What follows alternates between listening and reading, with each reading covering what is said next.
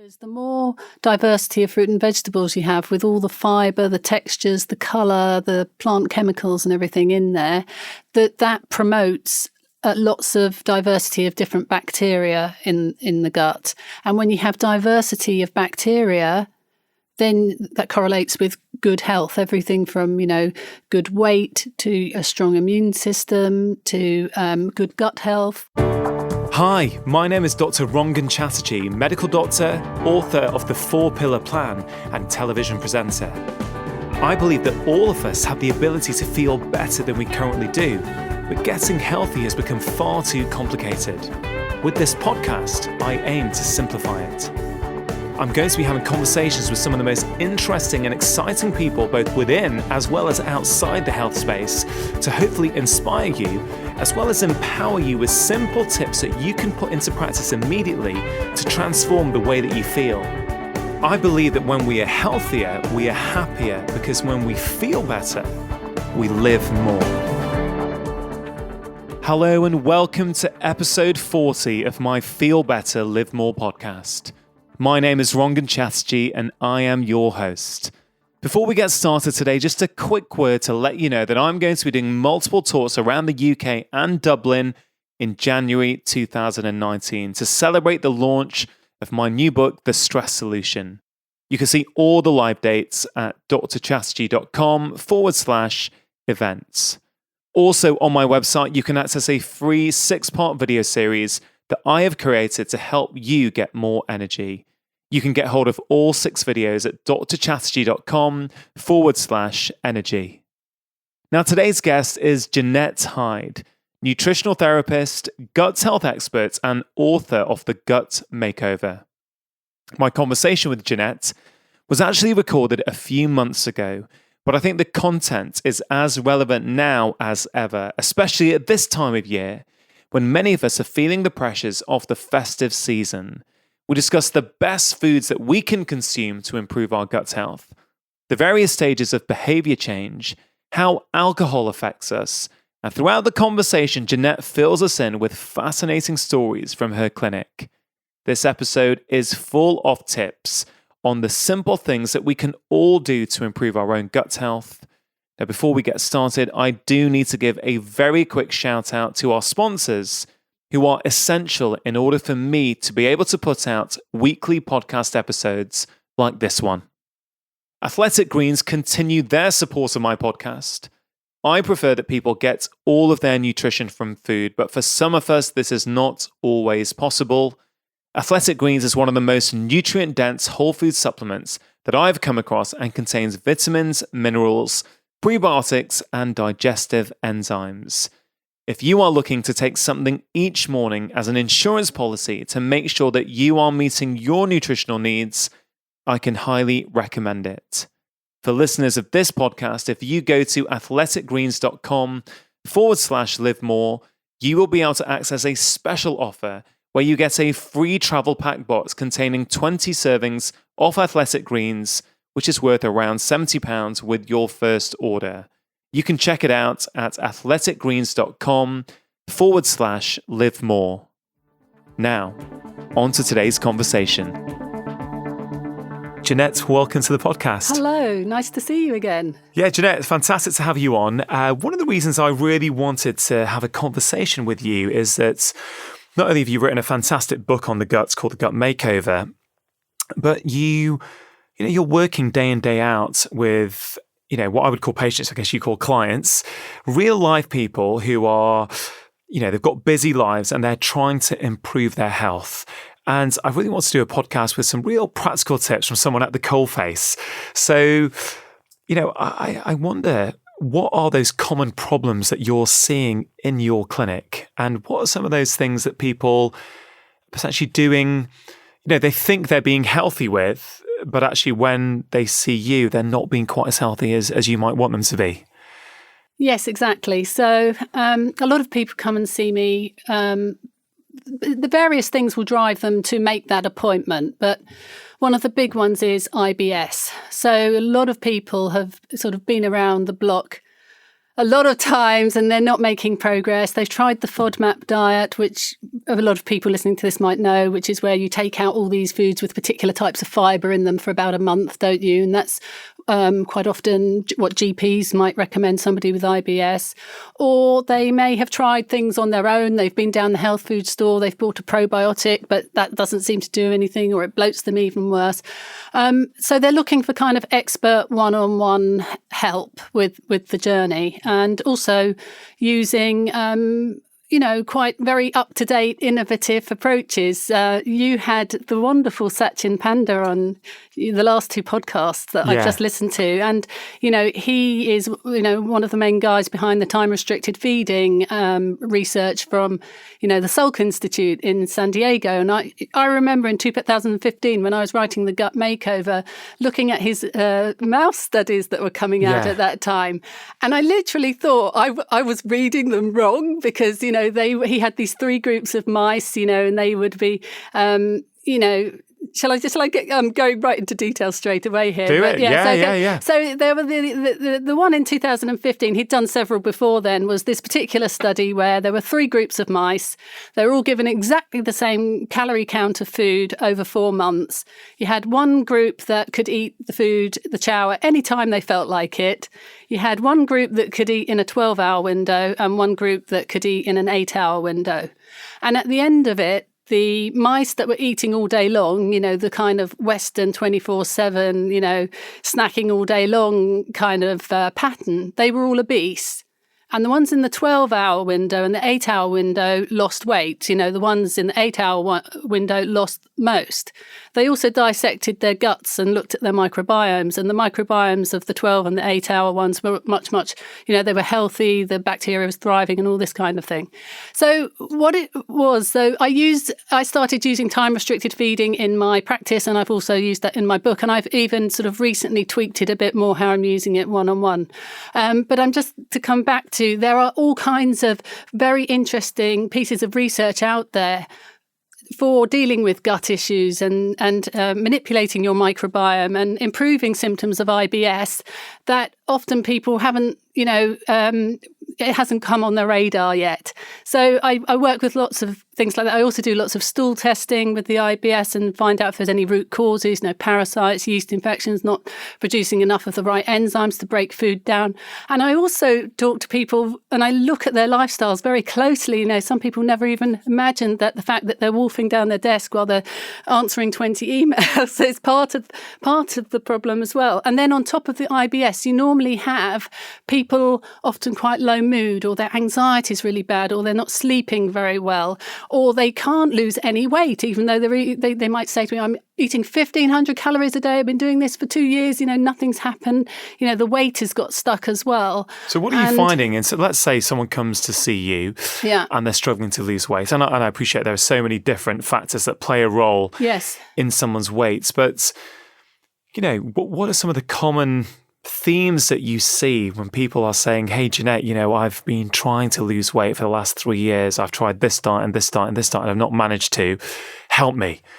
Are there some common themes that you see that people are either not telling you about or that they're doing wrong? Well, usually they have got digestive symptoms. It'll be bloating, either loose stools or constipation or chronic acid reflux. I mean, sometimes when people talk to me about bloating, they say, I look 6 months pregnant before I go to bed. And I used to think that was a sort of term of phrase and they were exaggerating. And then they started sending me photos, on my phone and in their pajamas, and then they really did, thin people with these big, but lots of them. And then I see the food diaries, and often it's like wonderful food diaries, very, very sort of all round diets, eating a good quality breakfast, lunch, dinner, good protein in there, lots of variety, they're doing lots and lots of good things. Do you want to know what the but is? The but is, it's a massive blind spot for a lot of people is the alcohol and binge drinking at the weekend. And these are, it's not always, but all walks of life, people who are retired, some people have, the high flying jobs, and they're drinking a lot of alcohol, and they haven't put 2 and 2 together, that their IBS is terrible all the time. Like not even knowing if they're going to make it to the loo on time. The IBS is so bad. But they've got this kind of big thing, elephant in the room, that's not being acknowledged. Yeah, that's really interesting, Jeanette. I mean, first of all, just to clarify for those listening, IBS is something we call irritable bowel syndrome, and we think it might affect up to 20% of the UK population at some point in their lives, which is just a remarkable statistic. And it's something that I think medical doctors traditionally, many medical doctors haven't really taken that seriously. I think that is changing now, but I can tell you that, as I'm sure you've seen, Jeanette, that these patients are really struggling. Their symptoms are having a real negative impact on their quality of life. I know people who've left their jobs before because they're too nervous. They're nervous they have to walk past their boss to go to the toilet 10 times a day, so they'd rather leave their job. Really huge impacts. Yeah, no, it's massive. Yeah, and the embarrassment as well of having terrible wind and working in an open plan office, things like that. Yeah, I think it's a real problem that we need to take more seriously. And, we call this condition IBS as if it's one condition. As we both well know, there are so many different causes, and in different people there'll be different things causing those symptoms. We're also talking about weight loss here with Jeanette, and I'd love to delve into alcohol, because I also see that where people are not putting the two and two together. It's as if the alcohol is, that's a part of my lifestyle. That's static. I'll change my diets. I'll read all these wonderful blogs or buy these books and I'll make these changes, but that is an unchangeable. So I'm interested, what impact is alcohol having, and how do you go about having that conversation with them? Well, it's interesting. I mean, you probably know about the 5 stages of change. If people don't, there's, you're in denial. And then the second change is you might sort of start to contemplate making a change. And then the third one might be you start researching into the change. And the fourth would be action, where you implement the change. And the fifth will be maintaining the change. So I also think people shouldn't be too hard on themselves. You have to realise you don't just wake up one morning and you're alcohol free. It is a real journey. So number one is, you have to get right back to the beginning with the denial stage.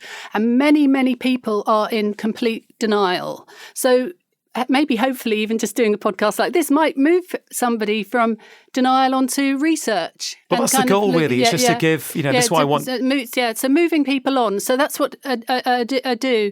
And also... work with people for them to maybe start to realise that they are drinking a lot more than they think. Because, of course, they all say on the food diary, I drink a couple of glasses of red wine a night. And you get into detail, and in the most unjudgmental way, by the way, but because you just need the facts. You can't help people until you've got the information. You can't. So hiding it from the nutritional therapist doesn't help, because you can't. So, but you kind of got to have trust, rapport, so people will open up and they will then sort of talk about it in more detail. And when we get into more detail, they open up and they hear themselves talking about actually what's going on. They'll be going, oh yes, well, I'm not as bad as my friends because when I go to the rugby, I only have 6 pints. Or, they talk about, well, yes, I only drink at the weekend because, my husband, he wants me to keep him company when he drinks, and he'll be really annoyed if I don't join in too. And then you sort of say, oh, so what's a Saturday look like? And, they'll start going, well, at lunchtime we might go and have a couple of drinks down the local pub, and then they'll tell you about the rest of the day. And actually, they sit there talking, and as they're talking, they realise, and you realise, that actually they're drinking all weekend long. Yeah, and I think that's, it's really important, isn't it, to deal with the people we're trying to help in a very compassionate, very kind way, and have those sort of frank conversations. And I often find that as well, when a patient starts to, when they feel that their space has been created in a very non-judgmental way, they start opening up. And as they're saying it, they often, the penny almost drops in the consultation room that, oh, wait a minute, that is, you can almost, in many ways, I think it's that in the context of their own life and their own environments, they can get very used to certain habits, and that can appear to be normal in the context of their life. But it's only when they're having to tell someone, a third party that has no, personal or emotional relationship with them, then it can start to, I think, the penny starts to drop and they think, wait a minute, actually, I'm drinking a bit too much, aren't I? And I think that's so important because, I always say that patients or clients are not going to make a change long term just because we've asked them to. I really don't think they are. Absolutely not, no. I think it's only going to be when they start to feel the difference and they start to be part of that process. And I know that's something you take very seriously with your patients. I know you use... you talk about, I've heard you talk about this before, about this whole concept of motivational interviewing. And you talked to me about how information isn't necessarily the problem, behavioral changes. Yeah. And I wonder if you could just elaborate on that. Yeah, well, it's exactly what you just said, is people won't do something because you've told them to do it. They have to have intrinsic motivation. So when we meet, what I really try hard to do is to jump on, find out lots about you and what you love doing and what things are important to you, and then try to work with you to ask you the questions so that you can suggest the solutions. And what happens is, so I'll give you an example. So I might be... when I get to know you, you might say, "Oh, I love history. I'm learning Spanish." This might all sound irrelevant, but it's not. It might be, "I really, really love seeing my girlfriend." But do you see those three things? And then you can even, like, history. Oh, so what kind of things you get into it? Historical building. Have you got a National Trust card? I used to a long time ago. Have you thought about getting one now? Yeah. And then it's like, oh yeah, I used to love National Trust at the weekends. I could go walking. I could meet my friends, And suddenly there's like, rather than it being, right? And then rather than it being, oh yeah, we always meet up and we always go to the pub and we always drink when we meet this particular group of friends. It might be, well, we're going to have a picnic at the National Trust. I know that might sound a bit silly, but what I find is people, they kind of start imagining lovely scenarios, lovely things to do, and then they walk out of the consultation going, oh, I'm so excited. I can't wait to do this. It doesn't sound silly at all, Jeanette. I mean, this is what I found in almost 20 years of seeing patients now. This is, you gotta find something that you can resonate with that patient. Yeah, exactly. It's something that means something to them. It's got to be personalised if you're going to get... if you're really going to help our patients, so it's got to be personalised. So that makes a lot of sense. And then that National Trust membership that they re-engage with gets them out in nature, which improves our psychological well-being anyway, gets them more physically active. Potentially if that's the same person who's drinking a lot at the weekend, actually they're out, so they're probably drinking a bit less. All those kind of knock-on effects, right? Exactly. Yeah, and you're finding out what motivates each person. So, it might be somebody who's a real high flyer, for instance, and they're overweight and they've come, but you want them to actually put the changes into practice. But you've got to find out what is the absolutely, almost like the killer question, or the absolute biggest thing that will motivate them. And I found recently with somebody, a high-powered person, that it was actually that their job, that basically they have a high-powered job and their earning potential totally rests on them being brain sharp. Right. And you imagine they're eating lots of rubbish and they're drinking heavily and they've noticed they're not so brain sharp. So actually they're really interested in making those changes because they want to stay at the top of their game and be brain sharp. They've noticed they're becoming brain foggy. But So the interest isn't necessarily, I want to reduce my risk of heart disease. I want to lose weight. Their interest might be, for example, I want to stay at the top of my game so I can stay in this job. Earning potential. Yeah, exactly. Yeah. And that's this whole concept of personalisation. And, for people who are listening to this right now and are looking for those practical tips that we're going to get into, I'd encourage you to have a little think about, why is it that you want to be healthier? What is it about that? Is it the way you look, the way you feel? Is it because of your job? Is it because you want to be, a more active parent and have more energy? What is it? And really try and tap into that. Is that what you're finding in your practice as well? Yeah, totally. But people have to know that they're going to go out and really enjoy it. So one thing I found with that time-restricted feeding is I just found that people could imagine instantly that was something attainable, easy. They're not going to have to go hungry. They don't have to sort of forfeit any foods that they love and they enjoy, do they? So they literally go, oh, okay, rather than eating at 10 p.m. when my husband comes in and going to bed with heartburn every night, and I've noticed I've put on a lot of weight over the last year, I'll eat with the kids at 6.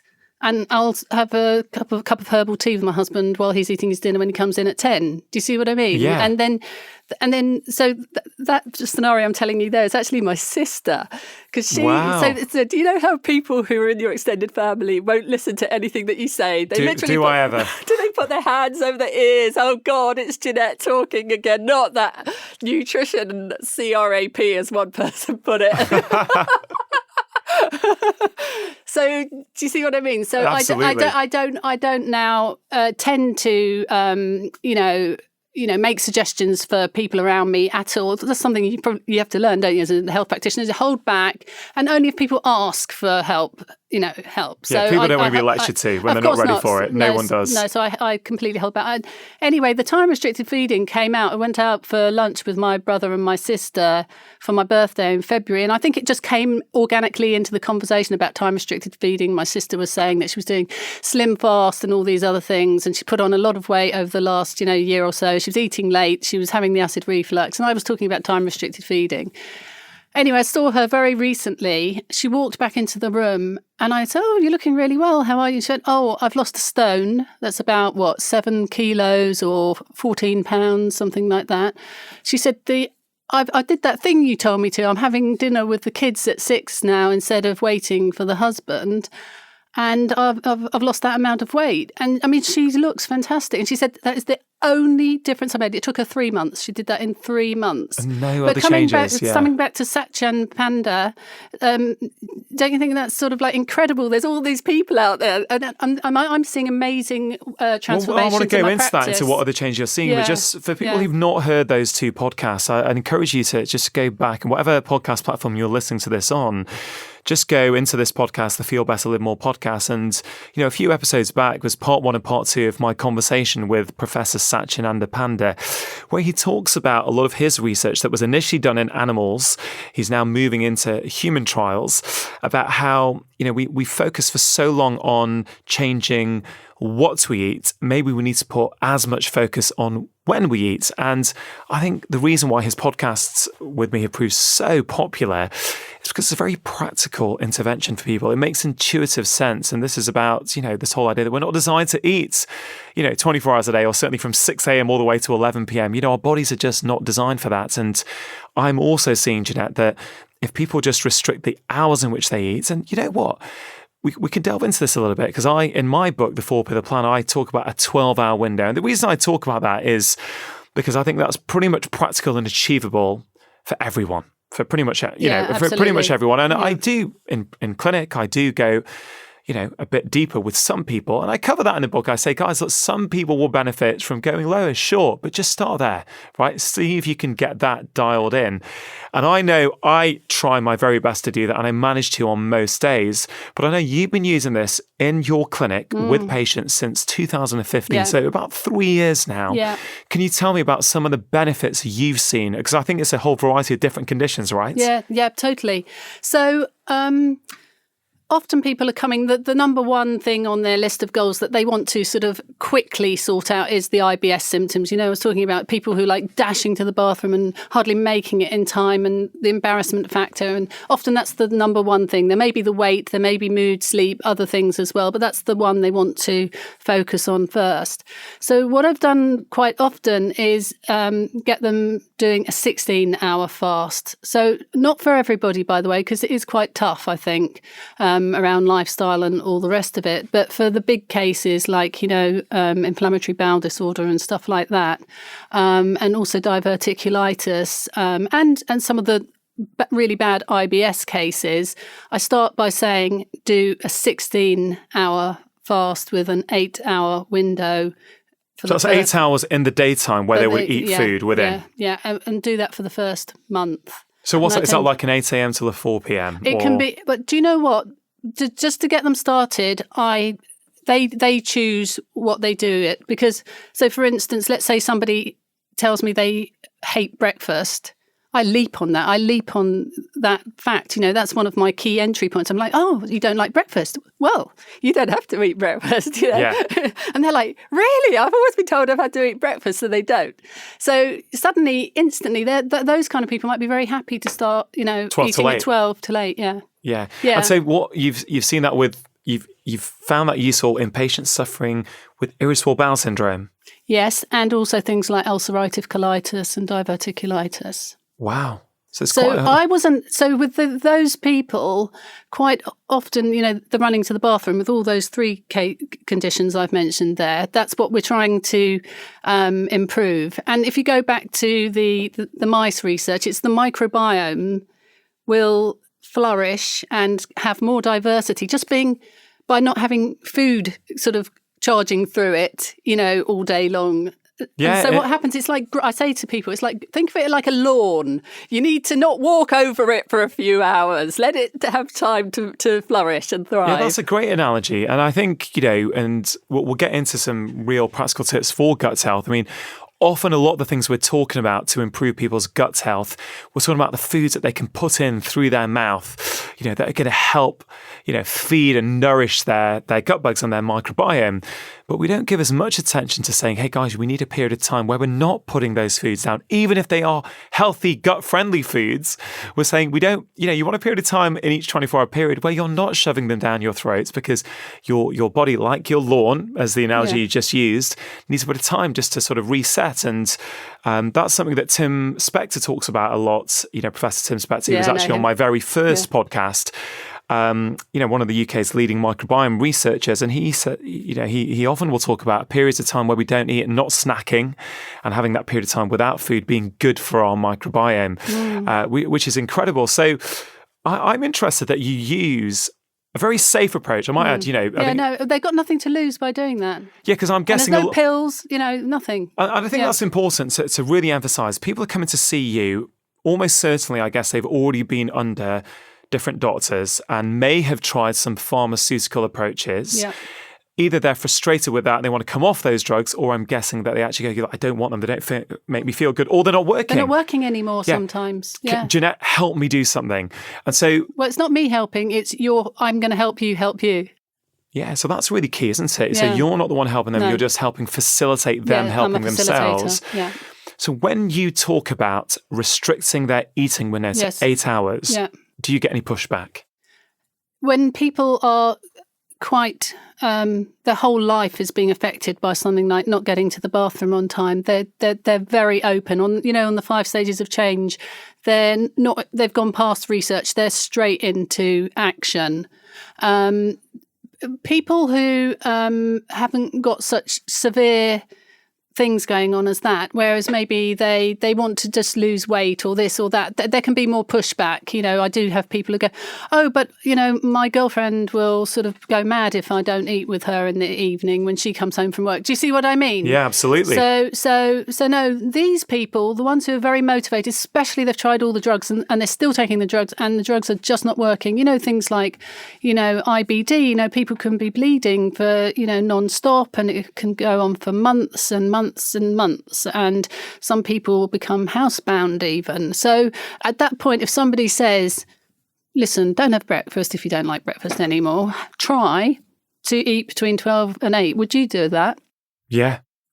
Okay, so the people I'm working with have been doing these things quite, and they go home, they just get straight on with it. And I've had several of these cases, and I thought I was just doing it, to regularize the microbiome and put that in better shape, so that is going to have a knock-on impact. I wasn't expecting the results as fast as they're coming. I mean, the 16-hour fasts with those 2 conditions, within a month, formed stools, no bleeding, and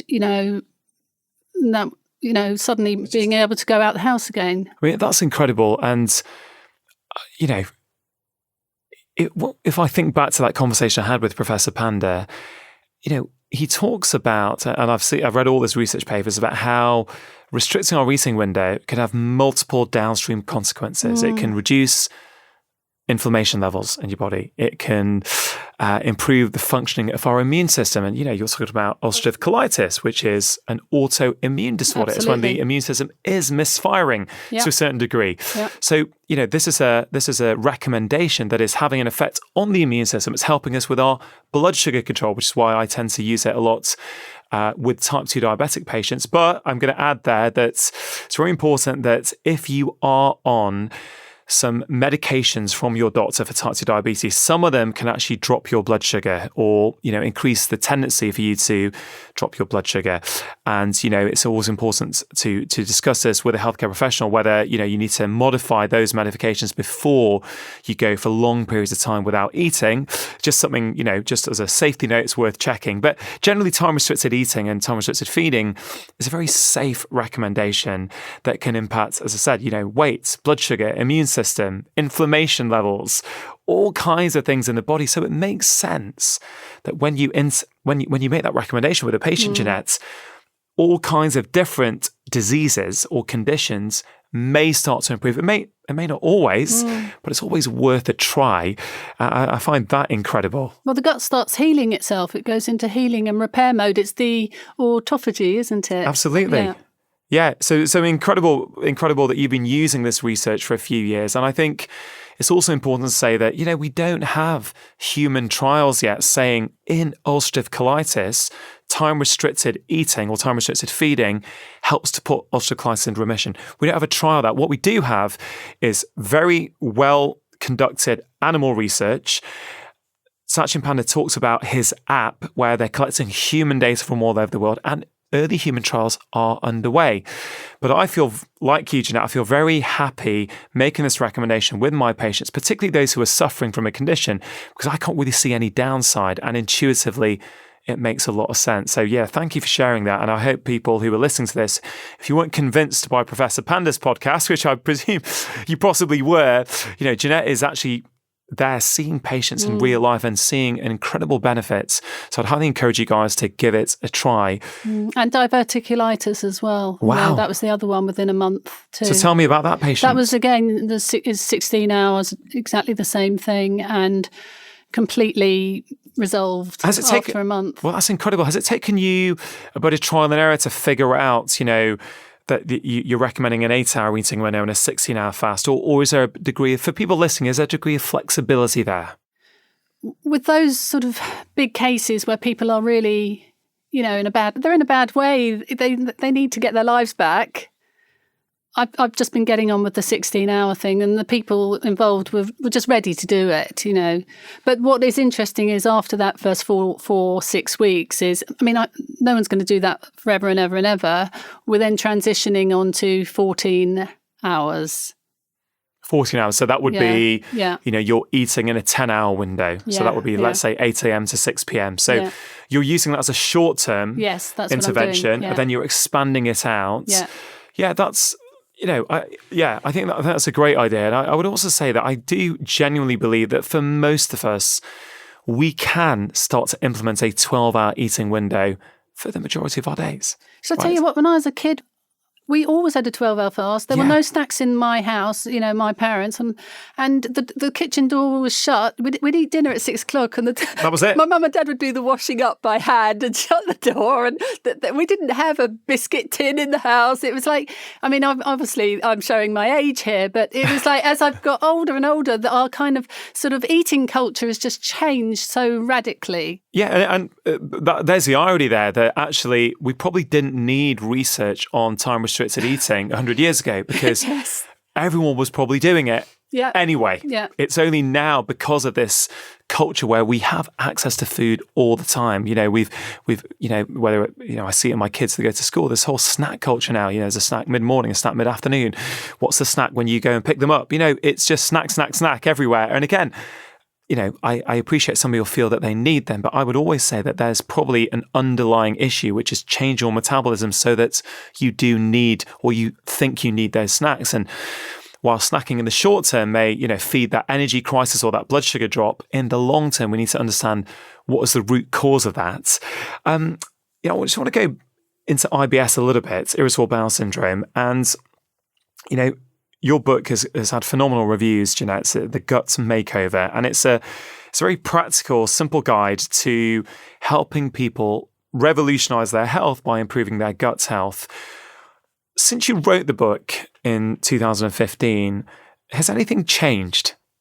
Have you found things that you think, actually, if I was writing it now, I'd write it in a different way, or I'd add some things in? Okay, well, I'll tell you the things that are just for the long term in there are just eat a massive diversity of different fruit and vegetables.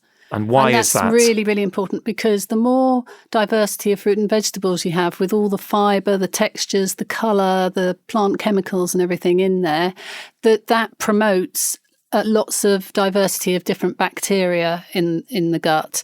And when you have diversity of bacteria, then that is that correlates with good health. Everything from good weight to a strong immune system to good gut health, to brain health. Because that's one of the things we do know about gut health. I mean, a lot of people say, "Oh, it's too early. We need more research." And yes, everyone in microbiome research. I recently spoke to Professor John Cryan, who's one of the world's leading researchers in gut health, and he's very keen not to overstate some of the benefits. He's a scientific researcher. He wants to make sure we've got robust studies before they start making recommendations. But I think what everyone is agreed on is that a diverse microbiome, so one where there's lots of different species interacting in harmony with each other, is considered to be a strong and healthy microbiome. And you're saying that actually, if people can focus on increasing the diversity of their diets, lots of different colours, fruit and vegetables, all these kind of things, that's going to help promote diversity. Absolutely. And you go into that in your book. And I do. What I do there is I've basically designed a diet for 1 month where I'm trying to sort of, tick as many boxes as possible, sort of boost your whole microbiome and sort of help, reduce inflammation in the body as well. So in there you've got the diversity.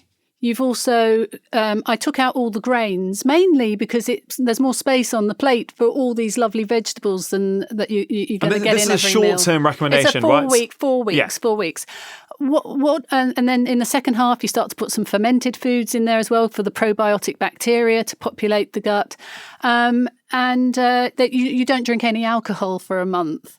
So what would I do? What would I do differently now? And also, I have a 12-hour overnight fast in there. I'll tell you what I would do different now is I would put more emphasis on and especially having heard Sachin just last week with the 14 hours and what I'm seeing with 16 hours, I think I would put more emphasis on the time-restricted feeding, because I do meet people who've done the plan and some of them haven't taken the 12-hour thing very seriously. And I think now I would just write more pages on it and give more examples about why that is so important. Give more emphasis to it. So actually, I was lecturing with Sachin last year in Iceland, and we went out for dinner. We had a chat, and still trying to figure out what is that ideal recommendation for public health. But I think Sachin often recommends a 10-hour window because he thinks, I'm just trying to remember this correctly, but essentially he said, look, if you say 10 hours and it might end up being 11 hours or it might end up being 12 hours because, if you make a recommendation, not everyone's going to stick to it and they may try, but just go a little bit over, which I think is a good tip. And I think clinicians like me and people like yourself who see patients, we've come up with our own strategies to, our own little tips to help our patients actually do what we would love them to do to help improve their health. So that's interesting. So you give a bit more emphasis onto time-restricted eating. Totally, yeah. One thing that comes up quite a lot is a lot of the foods that we recommend to improve people's gut health, some people with irritable bowel syndrome symptoms can't tolerate them very well. I know, this is such a massive topic, yes. And again, I think if I was, writing that again, I would put some emphasis on this as well, because so many of the people that I see in my clinical practice have at some stage done this FODMAP diet. It's basically, a diet that it has been designed to help alleviate the symptoms of IBS. But it involves cutting out of the diet loads and loads of vegetables. So things like leeks and mushrooms, and there's a big long list of them if you look online. So people often have done that for a short spell. My understanding from people who've worked, with their GPs or whatever, or done it, is that they're only supposed to do it for a month or so, but they often find a bit of relief during that month and are holding on tight to it. And I might meet them 2, 3, 4, 5 years later. And they're still on it. And they're still on it. Oh, wow. And they're still and horrendous gut problems, but they're too scared to go back to any of those foods. So the benefits from it have by that stage gone. And they're very scared of those foods. It's almost, do you know what I mean? It becomes a bit of there's fear attached around it, and I think that's something we've all got to be careful of when we talk about food. Is that yes, there are foods that are more healthy than others, but I think some of our patients and some of your clients probably, if we don't do our job as well as we could do in the way we talk about these things, people can sometimes have a really unhealthy relationship with certain foods and really start to be very, very scared of them. And I think, for me, the whole FODMAP diet really makes me think of something you said right at the start, which is, if people have been struggling with symptoms for so long that it's really impacted what they can do in their life, they're willing to try anything.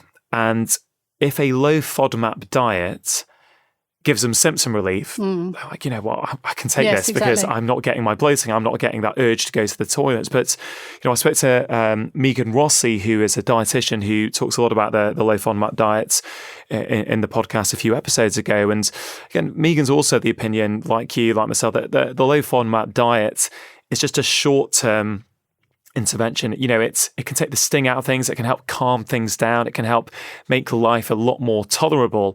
But ultimately, you want to try and fix the situation that the root cause is, so that you can start to reintroduce some of those foods that ultimately, in the long term, are going to be very, very healthy for your microbiome. So do you use the low FODMAP diets with your patients? No. Never. No. So that's not something you do. So you... No, I actively avoid it because my goal is to get you to having as big a diversity of different fruit and vegetables in your diet as possible.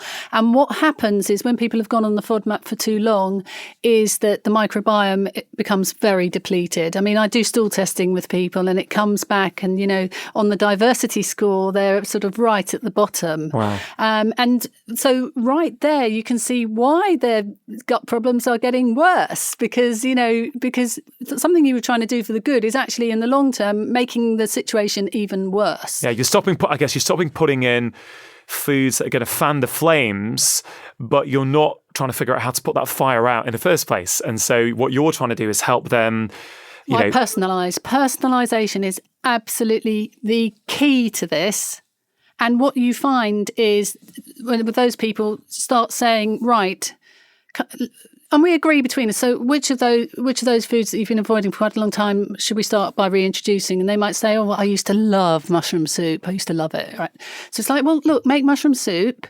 And, you do, I give them a handout and they sort of monitor their symptoms for 3 days. So I say, okay, try mushroom soup, make a bit, literally start with 1 tablespoonful the first day and monitor your symptoms. If you're bloating, if it's having a terrible impact.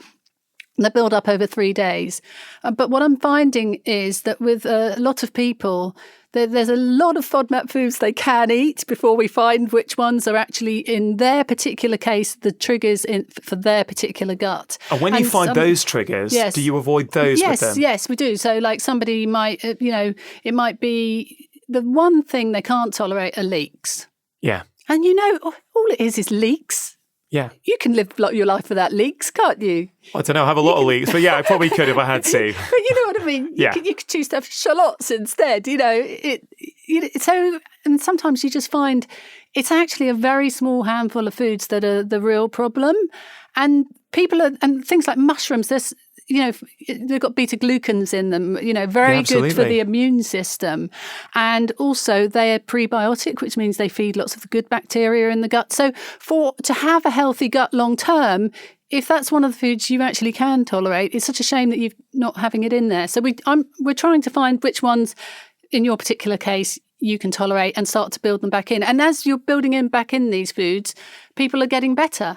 Yeah, and they're sort of nourishing their gut. And ironically, often it makes them, it makes it easier for them to tolerate those foods that right at the start they couldn't have. That's right, because you've got a more robust microbiome and it helps your digestion of everything better. Yeah, so I think that's great tips for people there, and if you are one of those people who have tried a low FODMAP diet and you are still on one because you find that it actually helps you with your symptoms, well done for doing that. Well done for actually trying to sort of take control of your health and do something. But it may be worth talking to someone like either your GP or getting referred to someone or talking to a nutritional therapist like Jeanette to actually try and figure out actually what can you start to reintroduce? How can we start to help you diversify your diet so that you can build a strong, healthy gut microbiome. I mean, we're not going into this area today, but one thing I always do with my IBS patients, stress is a huge trigger, and it's something I always tackle with them, because I find even when I can give them some good stress management techniques,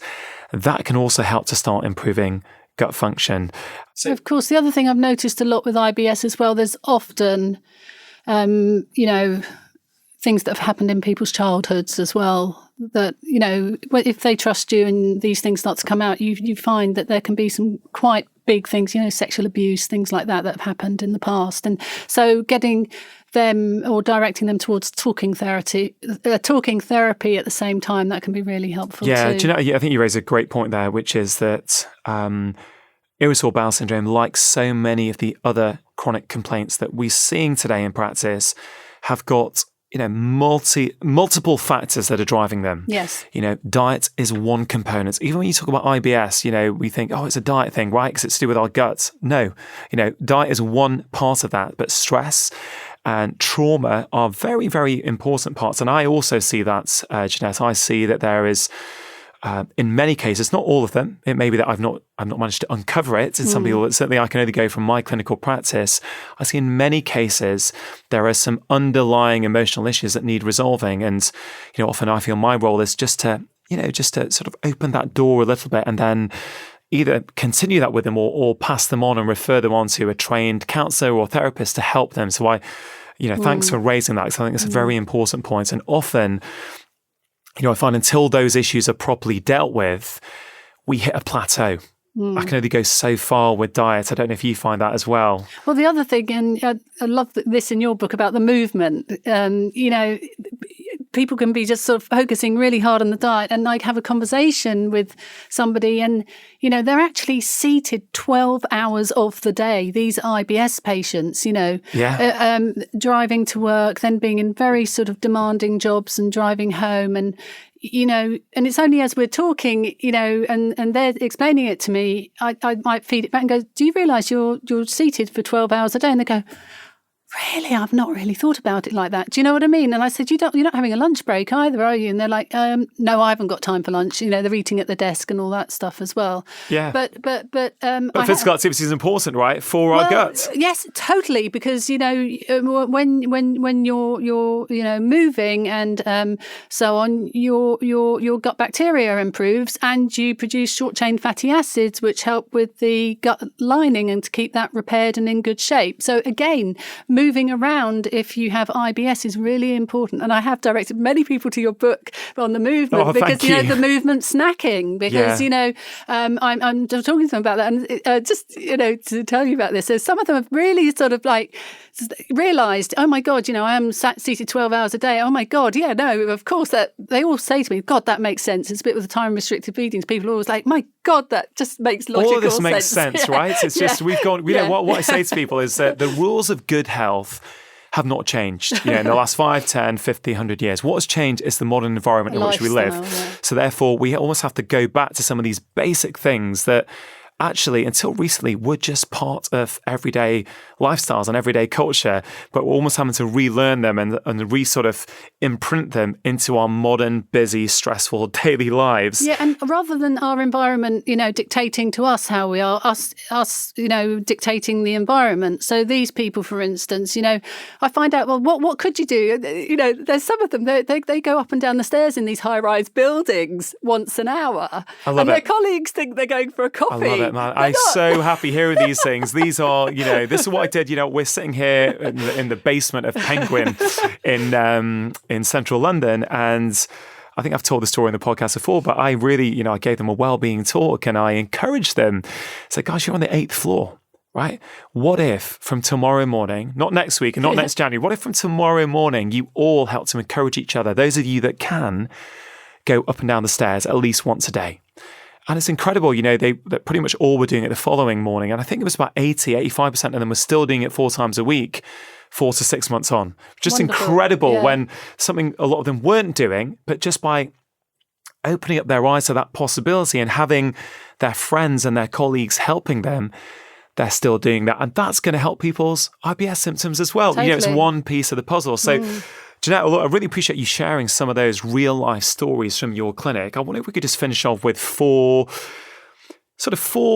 big tips that I can leave and that we can leave my listeners with that they can start putting into practice, hopefully immediately, to start improving their health.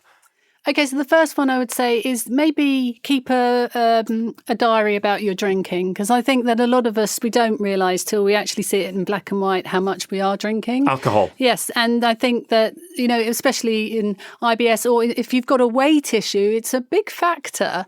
So it's just worth seeing it in black and white. And sometimes that can, you start to have a conversation with yourself about, well, actually, maybe my partner and I, we'll try and do this, that or the other. It's much easier to drink less if you've got support and, you're supporting each other, not alone. That really, so really document helps. it so you actually know. I think it's a great tip. Yeah, I would. The other thing is I would do the eat in a 10-hour window. If you've got a weight issue or a digestive issue, start trying to eat in this 10-hour and be really, really anal about it, by the way.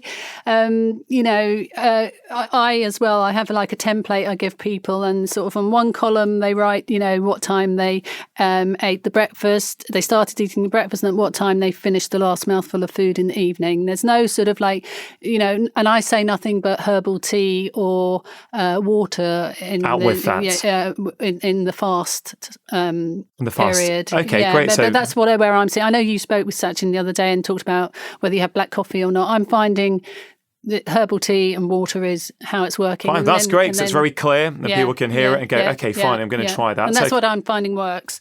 Third tip? The third tip would, and we haven't actually even touched on this much, have we, is fermented food. There's a lot on that in your book, right? Yes. Well, you did mention what more would you do with the book if you were writing now? I would have a bigger section on the fermented food. Is that because you're seeing that really help people in your clinic? Yes, and also it's much more accessible than it was even 3 years ago. So when I wrote the book and I first gave it to my agent, his immediate reaction was, oh my God, Jeanette, this has to be food in this book that's accessible and people get in regular supermarkets. And I really appreciate that guidance from him and the publisher at the time, because I think that's what made this one of the things that made this a very practical, doable book. But in there I had kefir, and kefir, if you don't know about it, is a fermented milk that is like drinking yogurt, and it should have billions of bacteria in it if it's been produced, authentically. And at the time, I had been using kefir based on very small studies to do with sleep, and there were a few other things around from about 2012. But I had been sending my clients down to a local Eastern European shop that was selling kefir, because at that time you could only get it in like the Polish, the Hungarian shops. Now it's everywhere, right? Yeah. But so I had to kind of beg them, and I was like, please, can I keep the kefir in there, because it makes a big difference, especially with the sleep and the mood. And but that's a great thing, isn't it? As awareness grows about these things, then the demand grows and it becomes more accessible for people.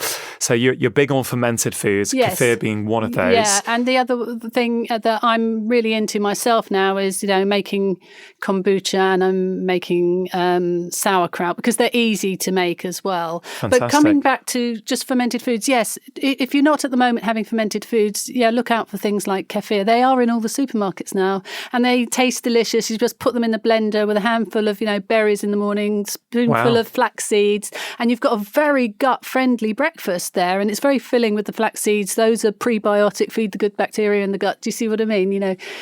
Tick off loads of stuff and out you go. Fantastic, I love it. So that's a great tip 3. Yes. And guys, for those of you listening, before we get into Jeanette's final tip, there's going to be a show notes page, which is drchatterjee.com/gut makeover. So if you go there, everything me and Jeanette have spoken about and links to various articles, Jeanette's book, Jeanette's social media channels are all going to be there if you want to connect with her afterwards, or you just want to follow up on some of the things that we've discussed. So Jeanette, what's that final tip, would you say? Okay, it's diversity. If you're having the same breakfast every day, stop immediately. You just go to a supermarket, go to the frozen section, and make sure you get just fill a drawer of your freezer if you've got all the top, bit of the fridge, which might be your little freezer section, and just fill it with different fruits, because you need to have different ones every day.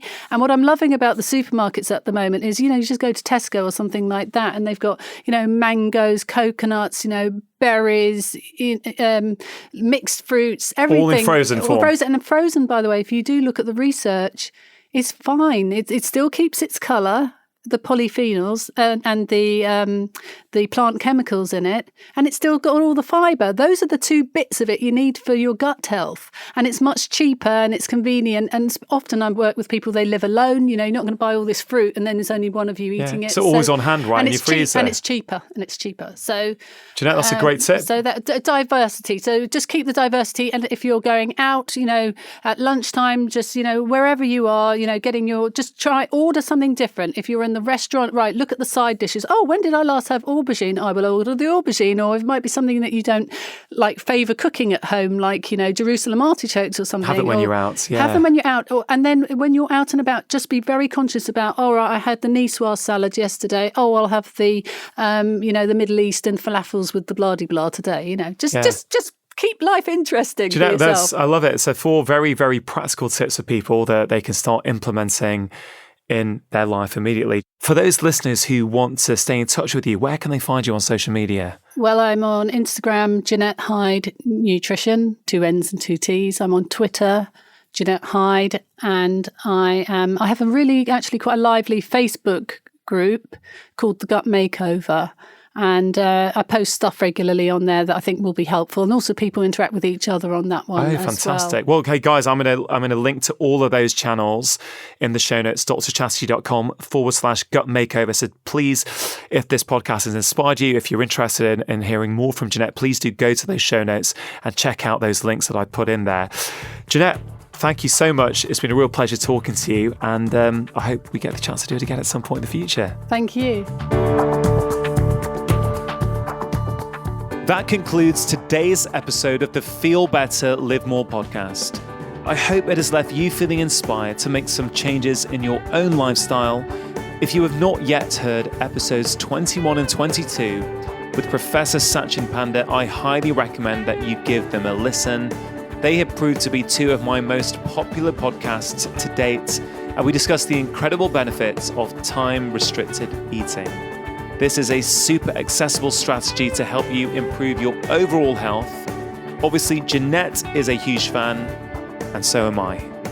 If you want to continue your learning experience now that the conversation is over, do take a look at the show notes page at drchatterjee.com/gut makeover, where you can see everything that was discussed today, as well as links to further blogs on gut health. As always, please do let us know what you thought of today's show by tagging us both on social media. In fact, why not take a screenshot of this episode right now and post on your social media channels? If you regularly enjoy my weekly podcasts, one of the best ways to support it is to leave a review on Apple Podcasts or whichever platform you listen to podcasts on. These reviews help to raise visibility of the podcast, which in turn helps me to attract better guests. Of course, feel free to support this podcast in the good old-fashioned way of spreading the word by telling your friends and family about the show.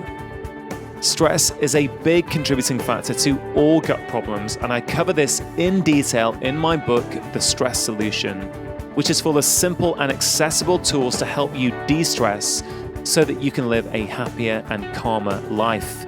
It is available to order right now in paperback or in the audiobook, which I am narrating.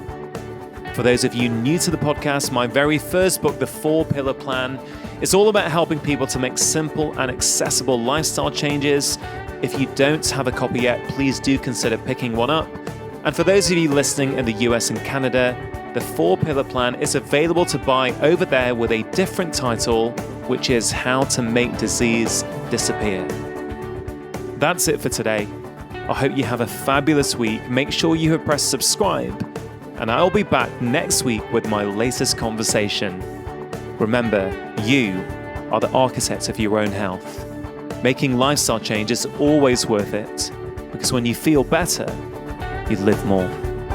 I'll see you next time.